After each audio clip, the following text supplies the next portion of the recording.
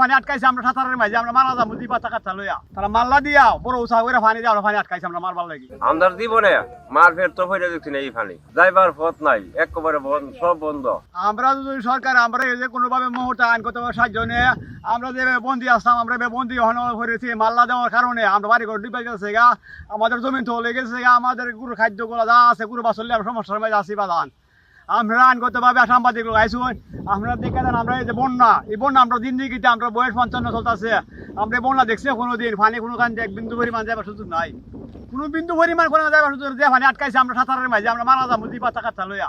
আমরা কি ব্যবস্থা করো আমরা আচ্ছা এই পানিটা কিভাবে আটকাইলো পানিটা কেন মাল্লা আমার খালবারের মাঝে মাঝখানে মাল্লা বাঁধ দিয়া তারা পানিগুলো আটকাইছে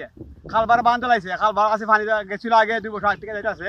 মাঝখানে বাঁধ দিয়া তারা মাল্লা দিয়া বড় উৎসাহ করে পানি দিয়ে আমরা পানি আটকাইছে আমরা মারবার লাগি আমরা বন্দি করবার লাগি তারা আমরা মারবার লাগি বুদ্ধি করছে এর মতো আমরা যদি প্রশাসনে যদি একটু সাহায্য করে তো বলে আমরা তো আমরা কাফার নাই যে কোনো কান্না পানি দেবার জায়গা নাই যদি প্রশাসন যদি আমরা একটু সহযোগিতা করে তাহলে আমরা পানি দেওয়া যাই আর নাহলে তো আমরা কোনো উপায় নাই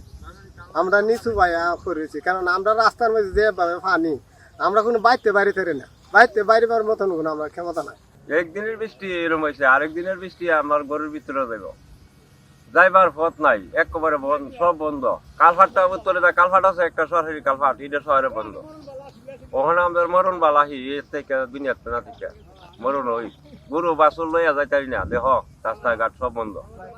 আমাদের জীবনে মার ফের তো ফেরে দেখছি না এই পানি এমন আটকাইছে আমরা কিভাবে চলন